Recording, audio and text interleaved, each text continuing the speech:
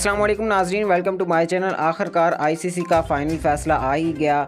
पाकिस्तान और भारत का ये मैच दोबारा खेला जाएगा। जी हाँ दोस्तों, आप सबको ये फेक न्यूज़ लग रही होगी, लेकिन ये फेक न्यूज़ नहीं है।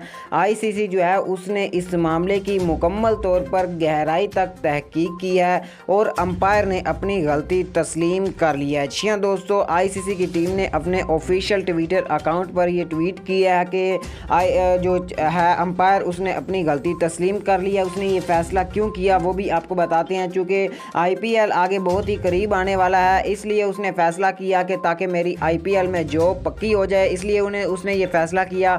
और आपको बताता चलूँ कि जो अंपायर है उसके ऊपर 1.5 साल की जो पाबंदी आयद कर दी गई है। वो दुनिया के किसी भी मैच की अंपायरी नहीं कर पाएगा और पाकिस्तान और भारत का जो मैच है ये दोबारा खेला जाएगा और बहुत जल्द इसकी तारीख भी आईसीसी की टीम की जानिब से अनाउंस की जाएगी।